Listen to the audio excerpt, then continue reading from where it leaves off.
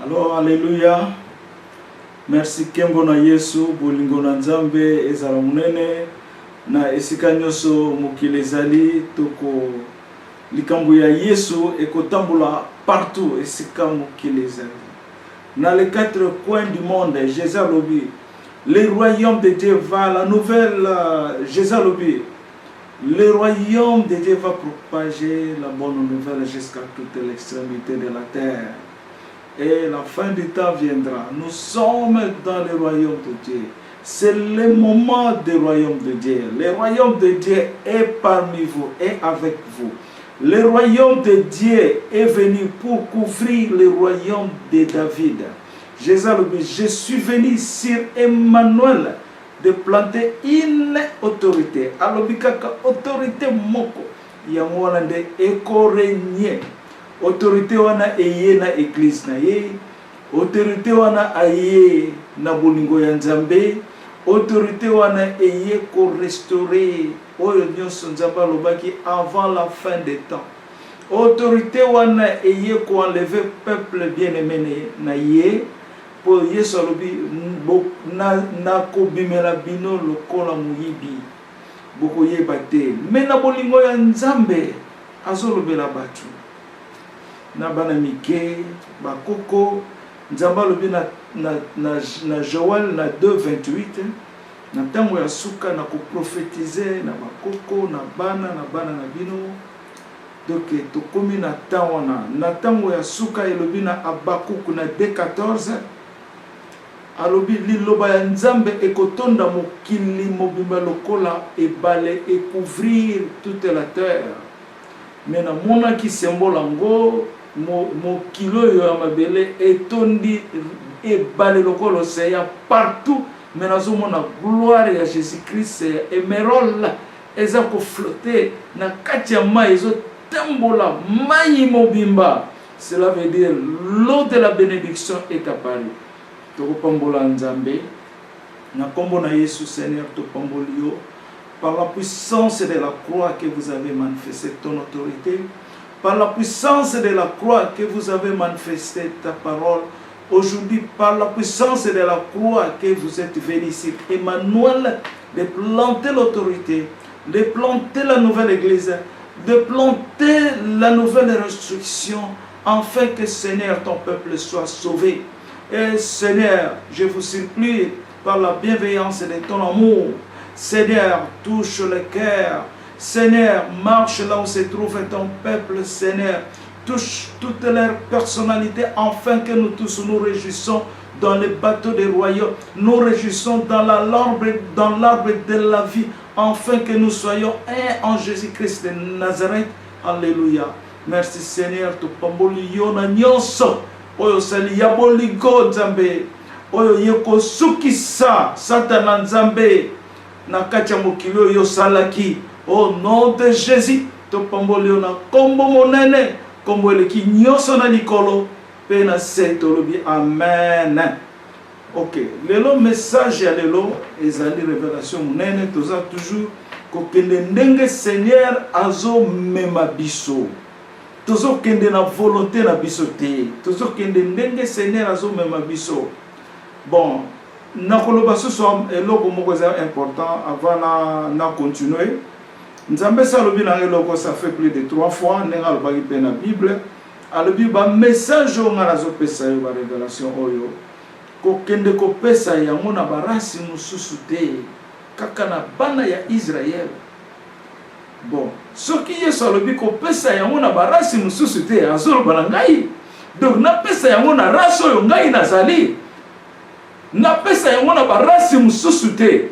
Donc, na pesa encore na bana ya Israël. Donc, na race Israël. Oh, Yesu abengi. Mes brebis connaissent ma voix. Au nom de Jésus. Alléluia. Tozala na esengo. Tozala na esepo. Bandeko na ngai na Yesu Christo. Nazaya bino. Nzambati nga bino. Po ye azana ngai. Ye atelemini ngai. Po na asolo na bino. Aya kosalisa bino. Azongisa bino bana ya Nzambe abongisela bino nzela po lobi biso tutozana na lola au nom de Jésus. Message ya liboso ya moto zoloba to pemaki to sukaki te me to pemaki na sujet ya alliance de Dieu à l'Israël, le peuple noir, peuple bantou. To sukaki wana na parlaki sur les promesses, deux promesses, promesse il y a Saint-Esprit, na promesse il y a pardon. To expliquer qu'il y a bien, bamsupi bazana connaissance ya Saint-Esprit, mi bazana connaissance ya pardon. Pardon ngolo bani makila ya Yesu ezongeli biso, ebimis ekomeli biso poto sukwama, poto bika, poto zwa révélation ya likolo. Omoni avant natanga révélation yo o nangi natanga na bino lelo, nanga lobelo mo très important. Promesse on nzamba pesi biso na Congo mingi ya munene eza pona lola o Israël eza le peuple élu de Dieu ba botola ki biso race ba botola ki biso bénédiction oyo tozwa na Abraham lelo bénédiction eza na mindele mena bisa bino bénédiction eza sona bango te bénédiction et saison en Afrique. Donc Congo ezakaka pona ezali richité ezalaka richité ou bien ozala richité mais Congo ezapona epesa moto nyonso na mokili liloba richesse ya Congo ezali pona liloba oyo Emmanuel aye kotana mokili na ye lelo richesse ya Congo ezali signal pona kolakisa epai nzambe azalaka ezalaka munene, ezalaka trop grand, ezalaka pe incomparable. Yangono moni nzambe lelo azongi na mabele na ye, esika asalaki makambo nyonso bolanda yango na Isaïe 51 bomona ngo nzambe azakozwa ba position différente pona kosala bana Israël. Eza na Isaïe na verset 1 2 3 wana.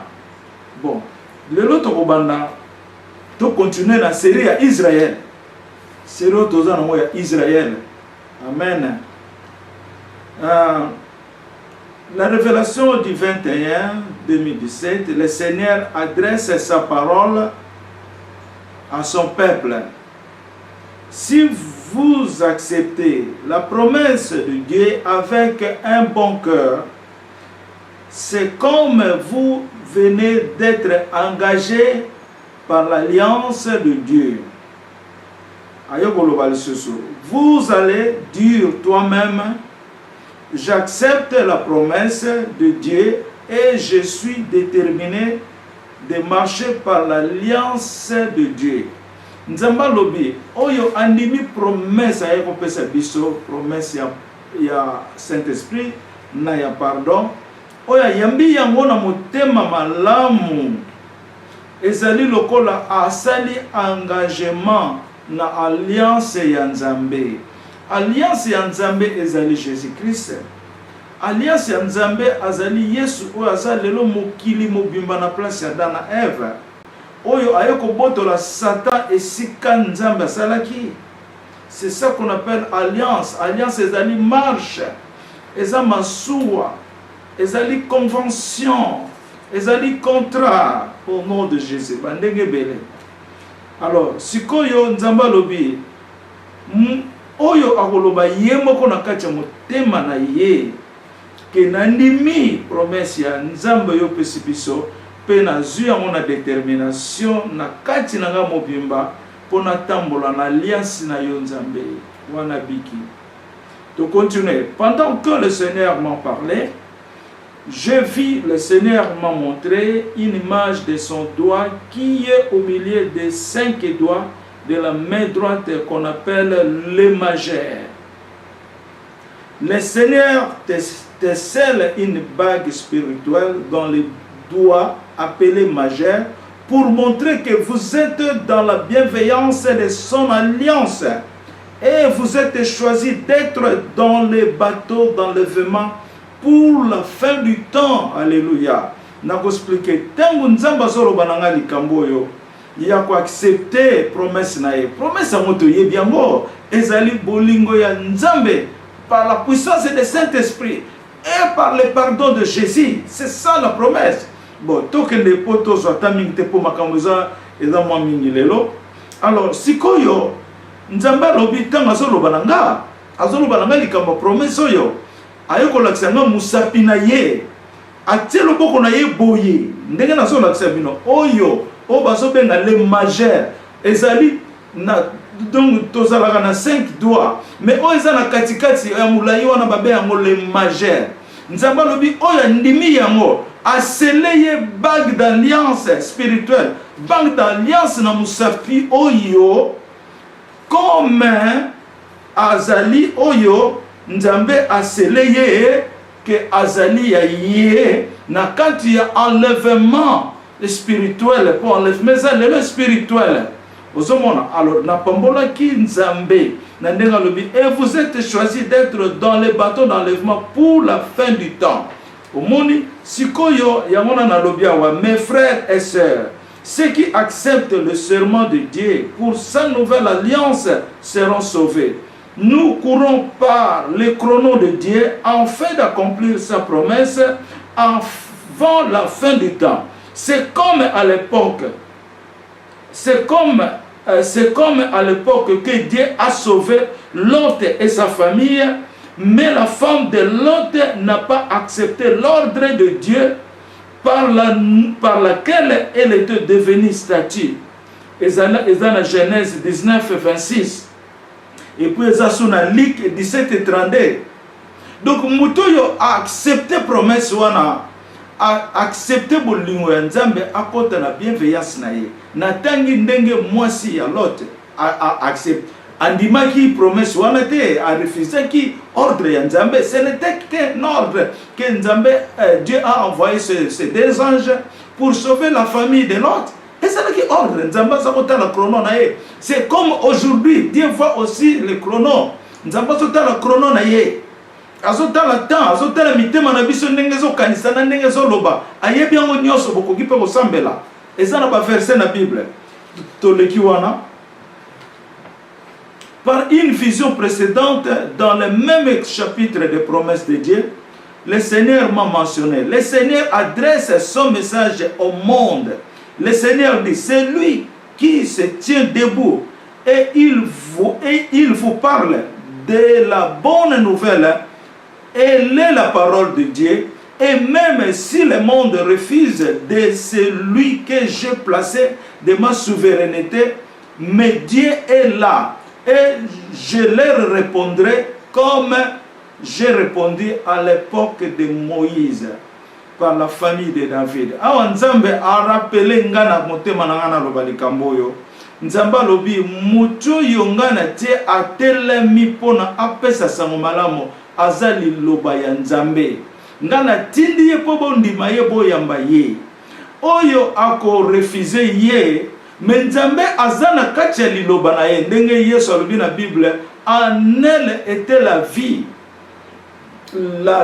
la lumière des hommes.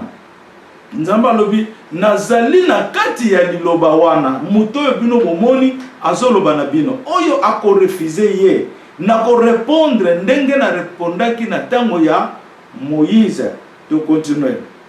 Ne voyez pas le monde matériel et physique, mais voyez que Christ Jésus, celle qui est revenu sur Emmanuel pour sauver ses brebis au nom de Jésus, pour sauver ses brebis perdues.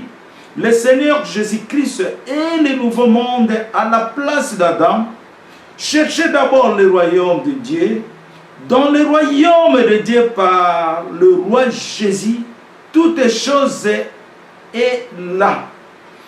Na côté la Bible, cherchez premièrement le royaume et la justice de Dieu, et toutes ces choses vous seront données par-dessus. Et ça, dans Matthieu 6, 33.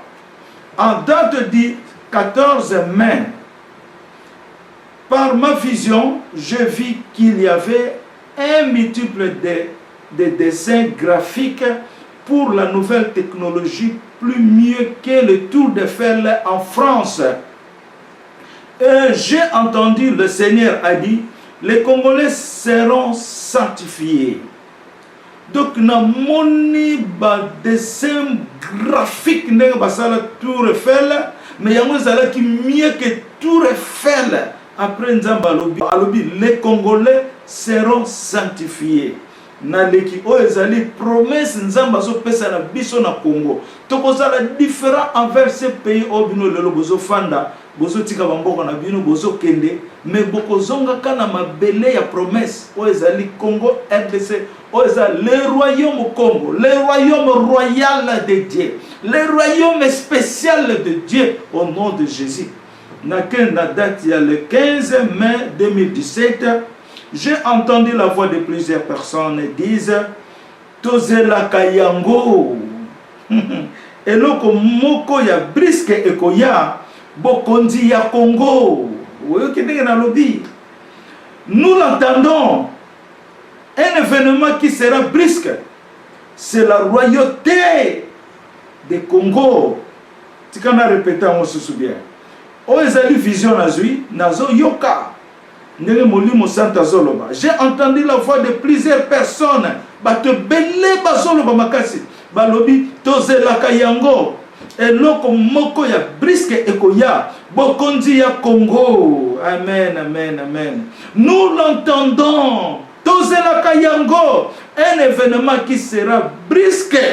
C'est la royauté de Congo. Et quand ça la brisque, n'endenge batu bazo sala ba plan, n'endenge batu bazo kanisela, n'endenge batu ba likeli, eza ndenge wanete. Et quand ça la brisque, nzamba linga sa la surprise na bana na ye au nom de Jésus na l'équipe. Pendant ma révélation, dans la même nuit, Pasteur Frédéric Kinzola nous a parlé dans l'assemblée des membres du royaume.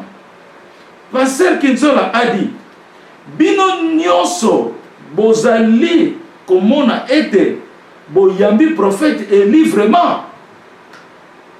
Mais tango moment na ye ekokoma bokoyamba ye makasi koleka. Na tango wana bato bakufa bakobanda koloba. Wana nazoyoka na révélation pasteur na biso na royaume pasteur Frédéric azoloba likamwana, est-ce que bino vraiment boyambi prophète Eli? Est-ce que bozo yamba ye? Mais tango moment na ye ekokoma bokoyamba ye makasi na tango wana batoyo bakufa bakobanda koloba au nom de Jésus. Nangi na lobelo mo pona passer na passage oyo. Nzamba loba na ngelo moko o na partager na bino. Nzamba loba na ngai yebisa peuple na ngai basambela nga boye. Oh mon Seigneur, faites que ton plan règne sur moi. Alobi lisusu, oh mon Dieu, agissez sur moi, biloko na mibale. Ya liboso, faites que ton plan règne sur moi. Elingo loba nini? Ezali tangu yono no botemite nzamba sa yeba yo. Nzamba sa yeba yo kozala nane. Esa kokisa yo, asala plan na yo. Mais tangu to bota mangana mukile, plan ezala ka dévier na bandenge belé to opesa boyebi yango ezala ka dévier.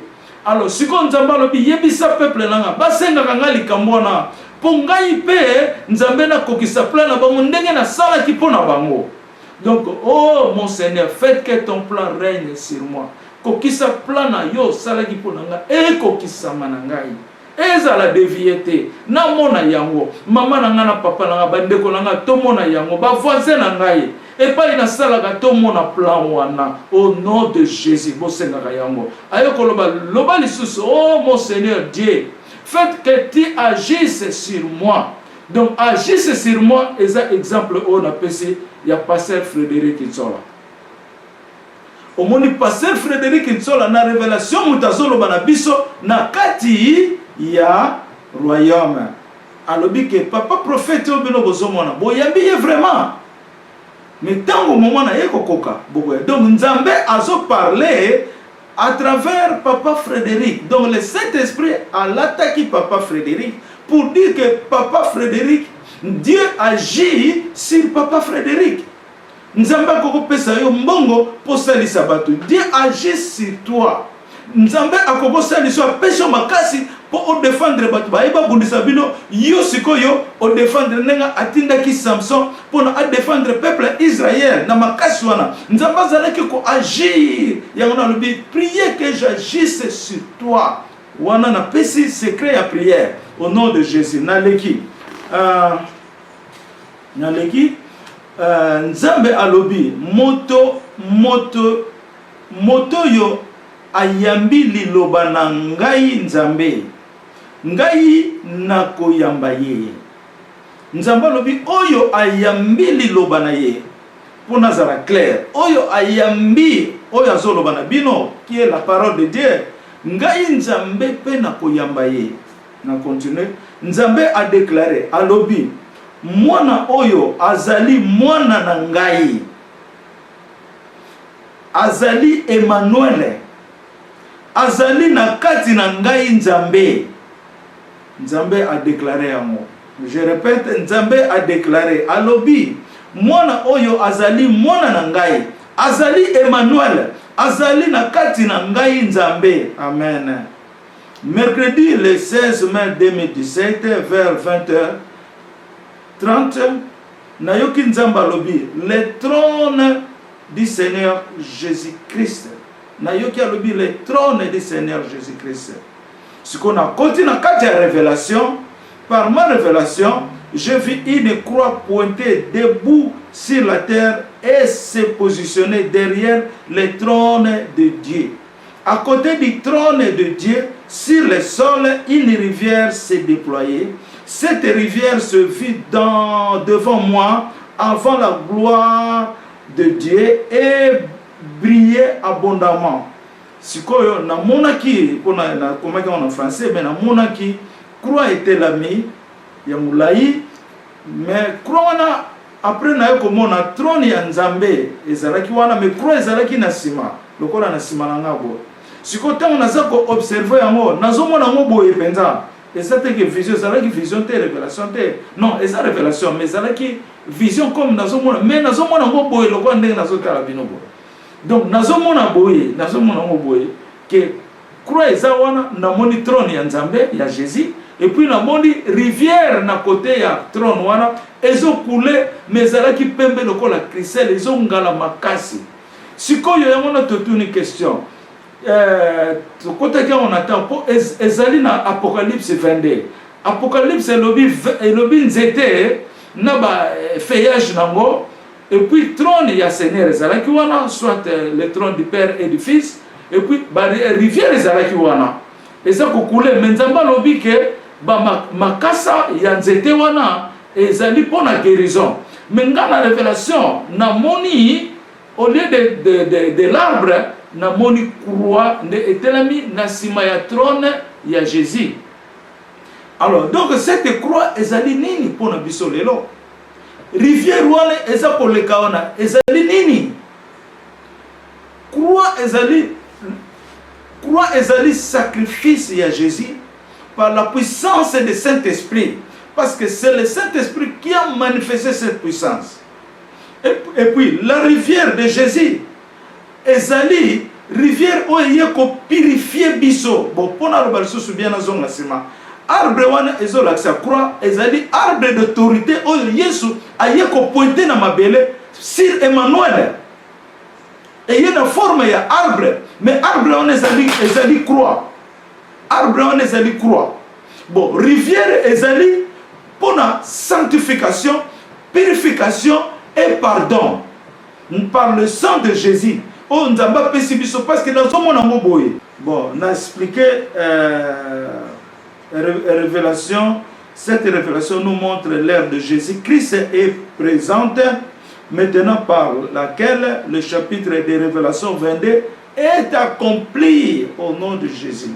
Cette révélation, la croix nous présente comme l'arbre dans le verset 2. Cet arbre nous montre une seule autorité que le Seigneur est venu sur Emmanuel de planter une autorité.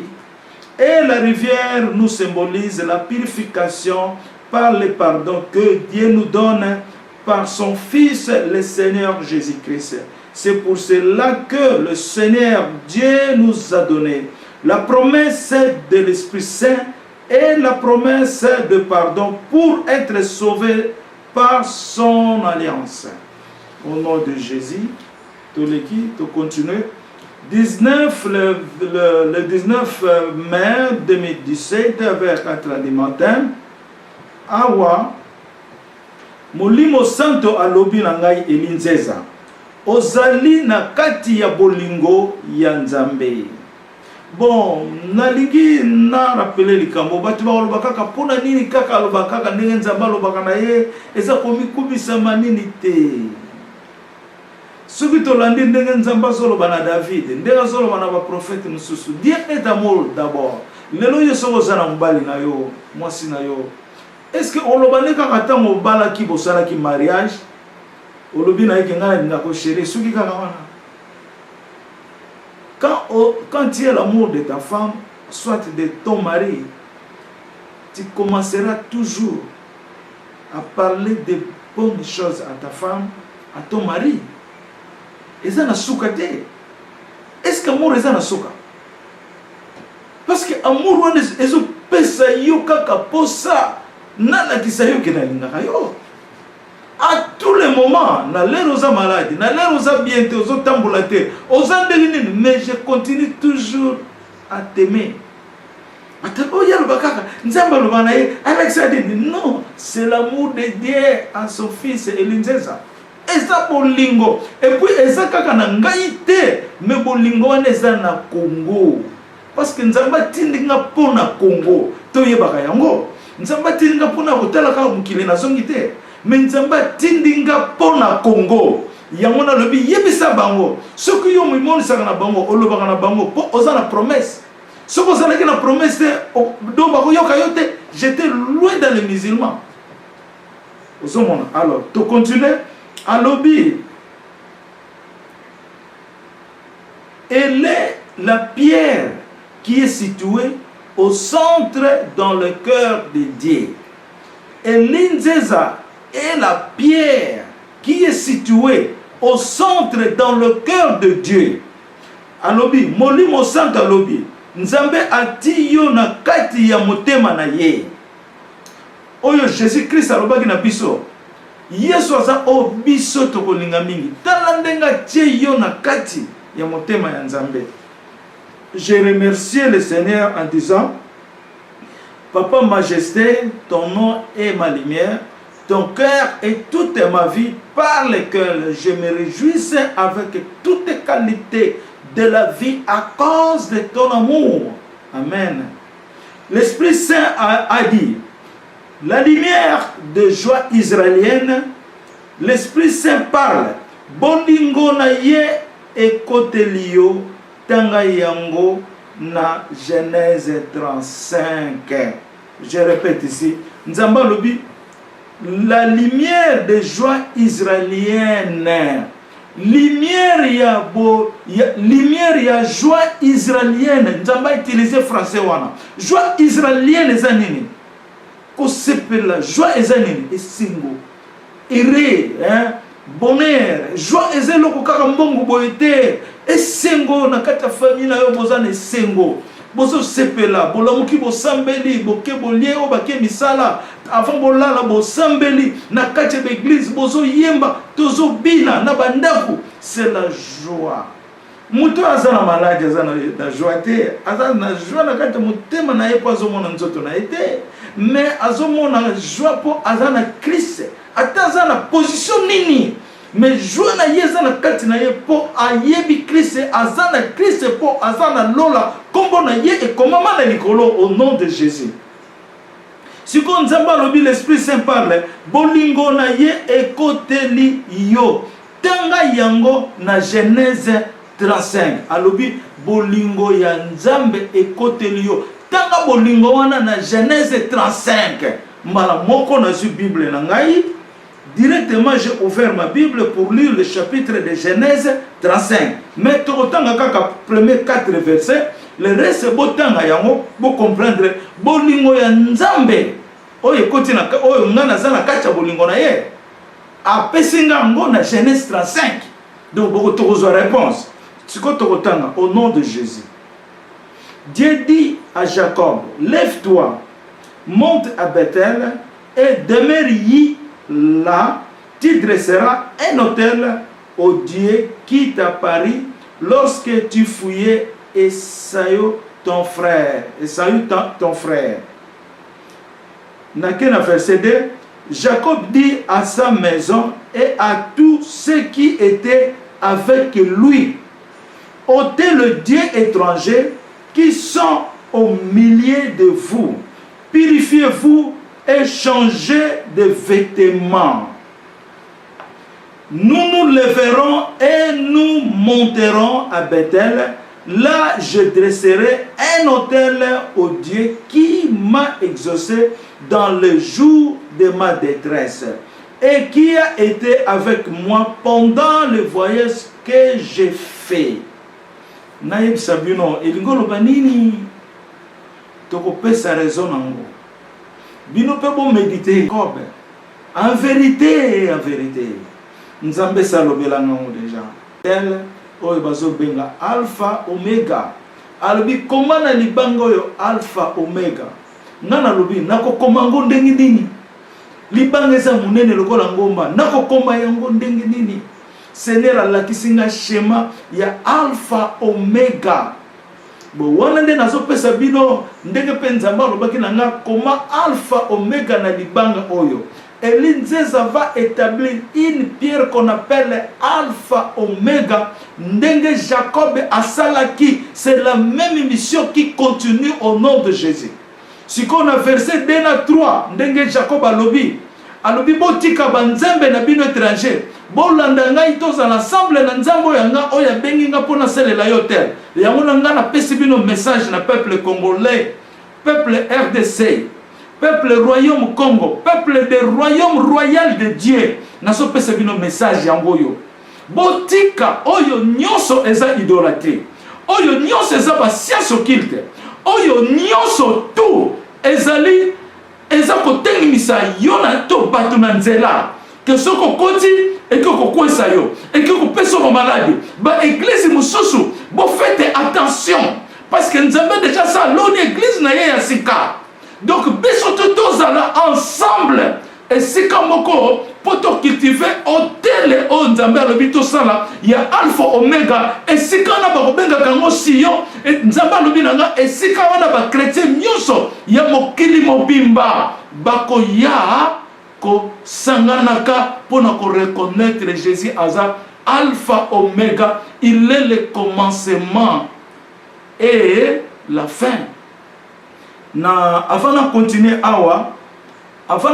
awa, nangena yebisa bino que Jésus a déclaré ngai, alobi na ngai, mon fils, lève-toi,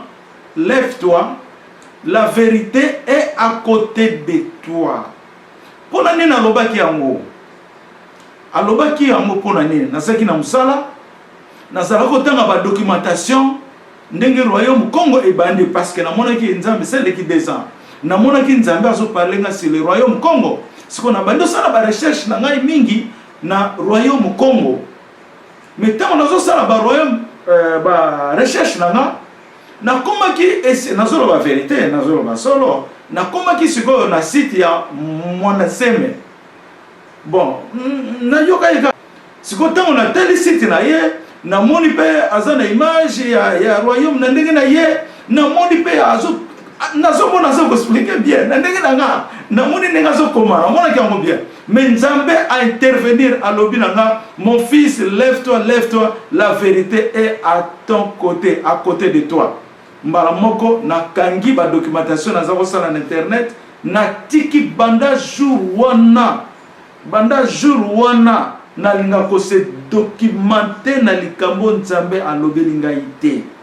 Yamona tuna kanga question qu'est-ce qu'un prophète? Yemo ka répondre un prophète c'est un homme de sens qui vit par l'esprit de Dieu. Prophète azali muto azana intuition azana sens azana appel na kati na ye likambo nyonso ye aza ko vivre na yango eza ko wuta na molimo santo. Un vrai homme de Dieu, nalobi bien un vrai homme de Dieu bolanda ngai yango na nzamba lobi Eli Nzeza yozali homme spirituel de la lumière et posali homme spirituel physique.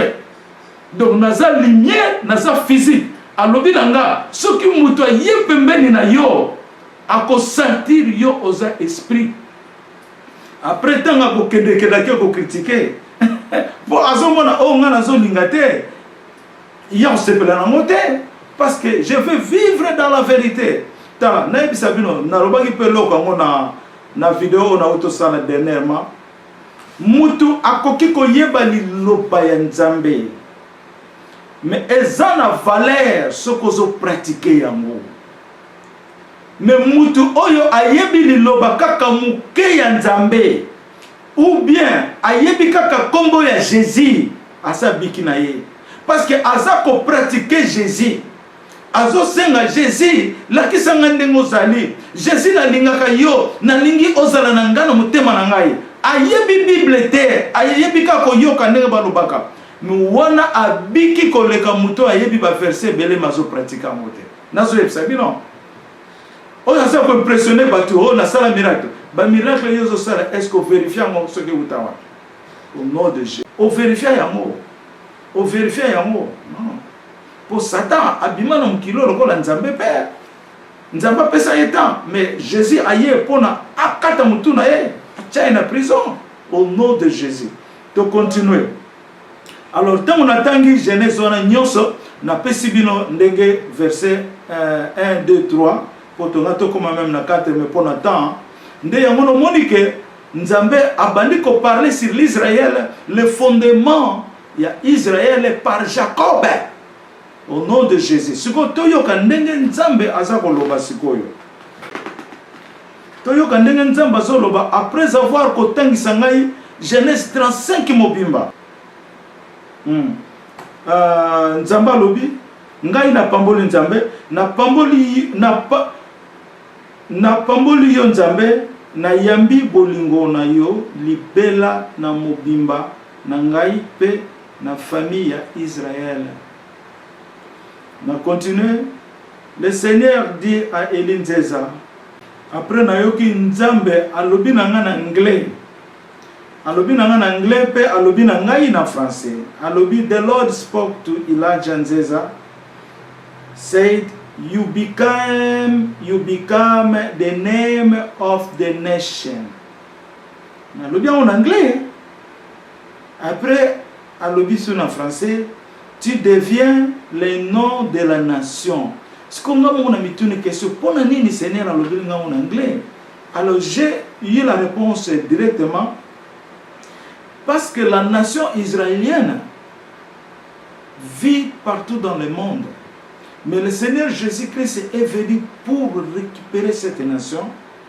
Pour qu'il soit une nation spéciale, exceptionnelle, de Dieu avant la fin du temps. Et d'autres nations aussi seront sauvées à cause du sang de Jésus. Mais d'abord, il est venu sauver l'Israël et sa nation.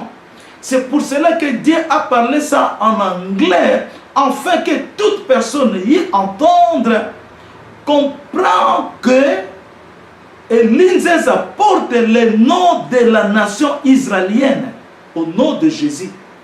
Parce qu'il m'avait dit que la joie israélienne, et puis alobi bolingo na yena ngai ezali na Genèse 35 to tangi yango. Alors na continue les gars wana se na explica kibino et puis Nzambe alobaki na nga lisusu tango aza kopesa nga ba ordre wana tango aza kotanga biloko wana ba mwana seme makambo nyonso zolega lelo je connaissais ça des ans avant que biloko ekoya ba ezakaka mopepe ezoleka ozomona na yebaki yango. Après Seigneur alobaki na nga lisusu alobi bo Yesu alobi moi Jésus je suis le commencement et la fin, je te préside toi Eli Nzeza. A pesing autorité. O ezaba 2 ans avant. Ozomona nde yango no monike Nzamba lobi mutu mususu afandi na yebo batu bakipaka ete mais azali alliance ya Nzambe. na continuer. L'Esprit Saint a dit, l'Esprit Saint a dit, les chapitres qui conviennent pour la parole de Dieu. C'est Jean 14, 1, 15. Anobinanga makambo yebisinga ba chapitre o eza ko convenir na yango eza na chapitre ya Jean 14 na Jean 15. Totangaki yango na royaume biso tout totangaki yango landaki ba jour poto maîtriser yango pardon. Donc tozako tanga yango kaka poto mona kuna na chapitre 14 Seigneur a parlé likambo ya Israël.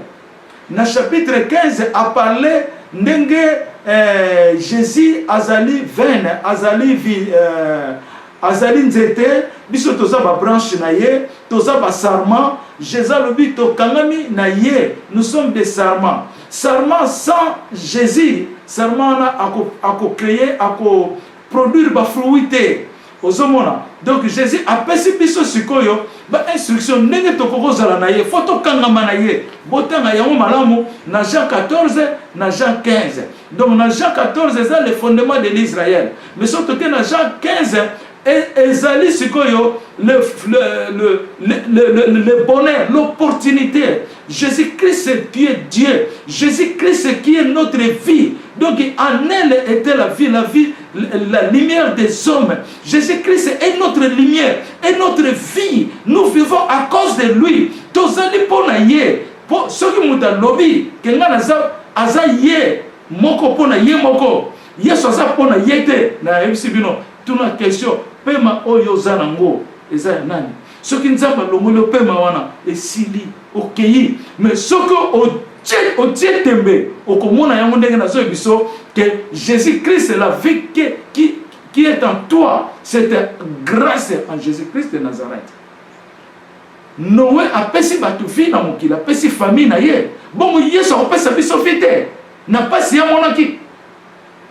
Au nom de Jésus. Abraham a pesi Lot fi. Lot a biki pon Abraham aza ami ya Nzambe. Bongo Jésus a pesi biso fite. Makila oyo Yesu ayeki na mweza nani? Ya Nzambe ye moko. Jésus est venu dans le sang de Dieu. Azali ye moko même père, même Emmanuel. Mais pour Nzambe ami kaboni boye na mabele mena likolote. Donc tout ça pour continuer. Tango na tangi yango esili sikoyo ndenge na ebisibino totanga l'Esprit Saint a dit les serviteurs des très hauts. Oh, alléluia. Alléluia. Alléluia. Alléluia. Alléluia. Alléluia.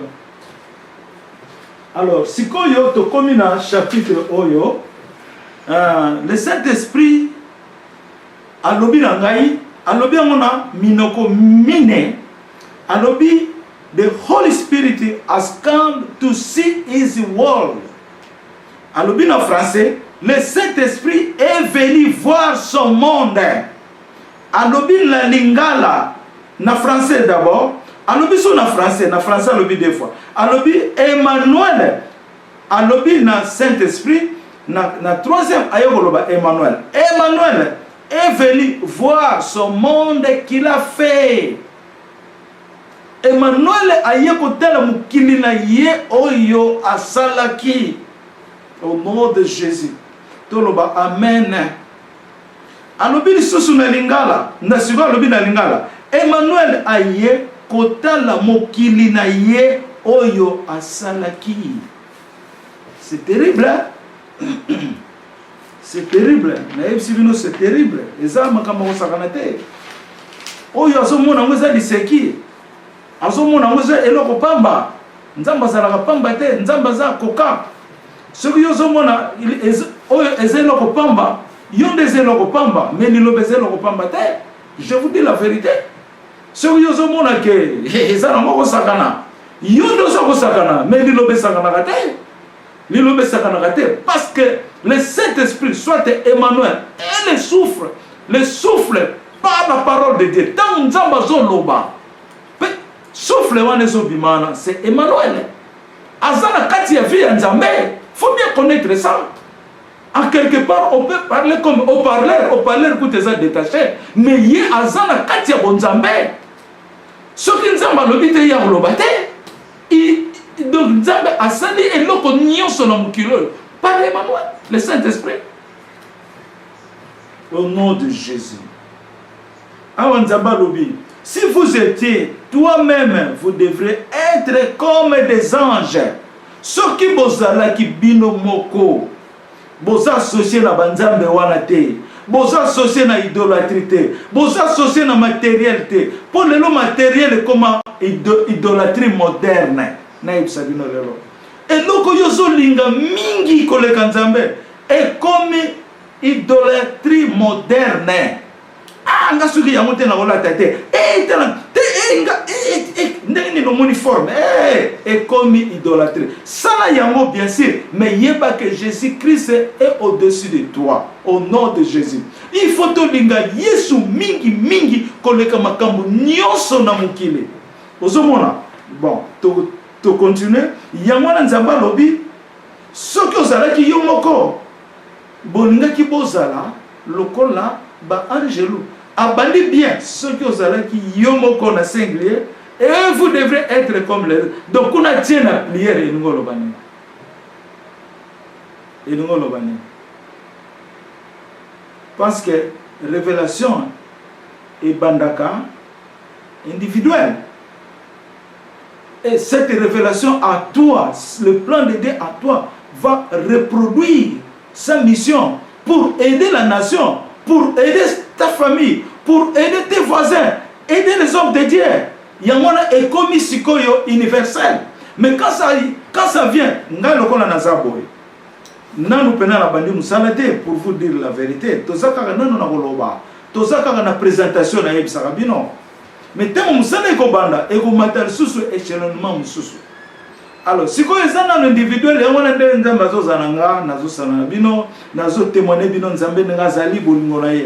un individuel. Et Ezali universel net Nzamba Otolobana papa Frédéric qui est un missionnaire Jean-Marie, même chose. Bino bozomona prophète Elinzeza Boye. Biso tout ozana katina ye. Batu mukili eyebi prophète Elinzeza te. Bo yebi ete. Loboko na ezana livre na kati o Nzamba tindi. Mais tozo yeba ete. Ozomona. Donc Nzamba a utilisé qui papa Jean-Marie. Ozomona pona alobela biso mais par révélation. Donc Nzambe agissait qui sur lui comme a agi au papa pasteur Frédéric Nzola. Ozomona. Alors, eloko na ngena loba yango yo. Eloko na ngena loba yango yo.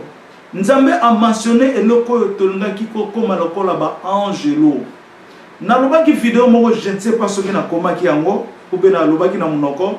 Na loba ki ke Nzamba lobi le Congo c'est un pays de constitution comme son ange. Nzamba lobi Congo ezali mboka oyo ya mibeko lokola ange luna parce que un ange vit par la loi de Dieu. Un ange ne déborde pas. Un ange est fidèle à Dieu. Il accomplit ce que Dieu lui dit. Il part à Kendeke Sika Nzamba zotinda ye.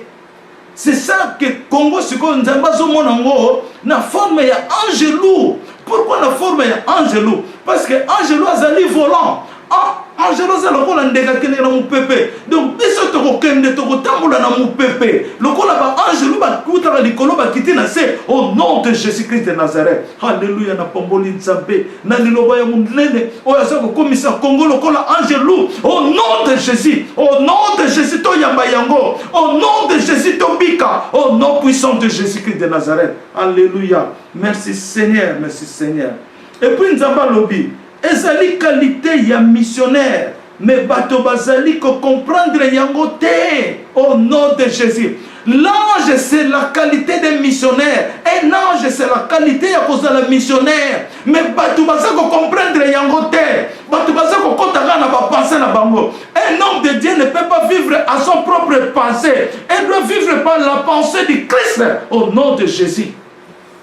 Nake na le 29 mai vers 6h17 bokondi na yo ekomona na bientôt. Nzamba lobi bokondi na yo eli ekomonana bientôt. Bokonzi oyo wuti na likolo eza bokonzi ya sete, eza bokonzi bato bapona ngate, eza bokonzi bato basalela ngate pona koma bokonzi, mais ezali bokonzi eponama na likolo. Nzambe alobi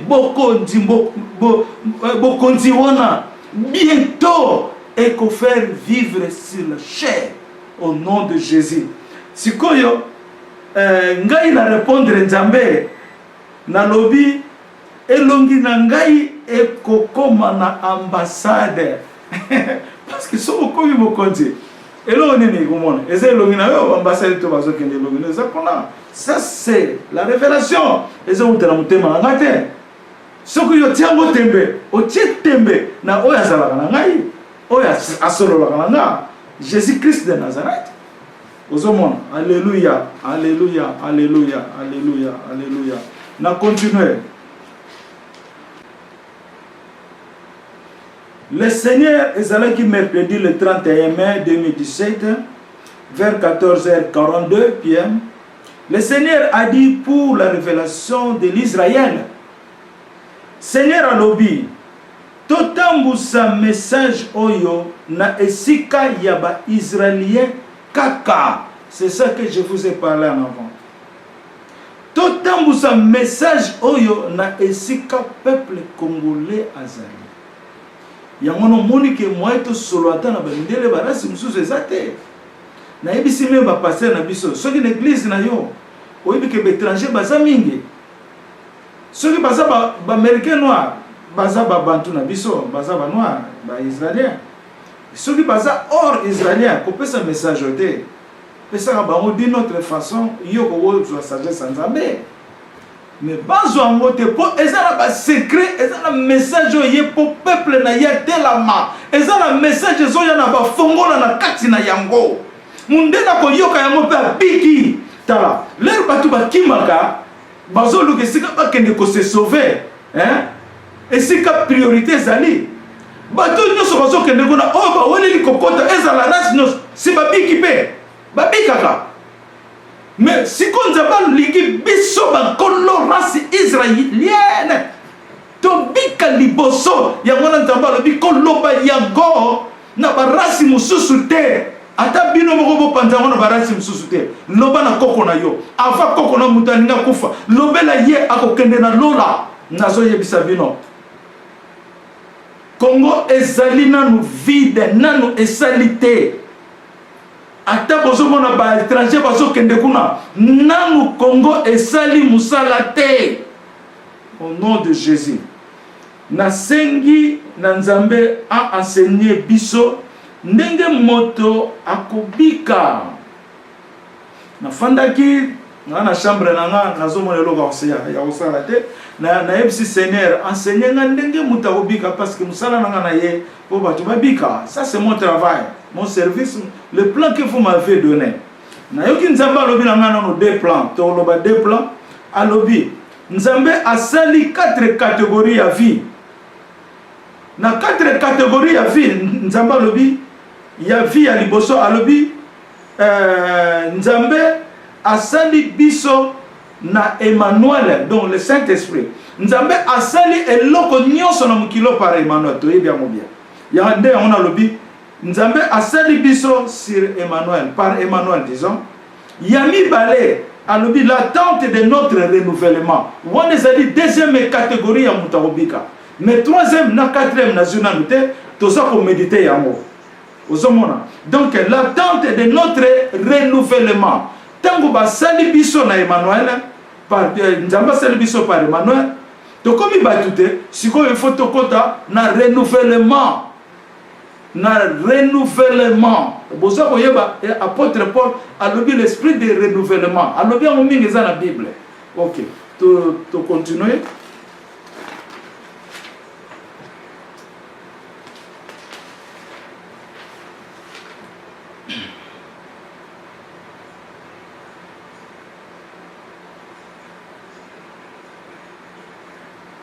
Toke sikoyo na makambo etali église.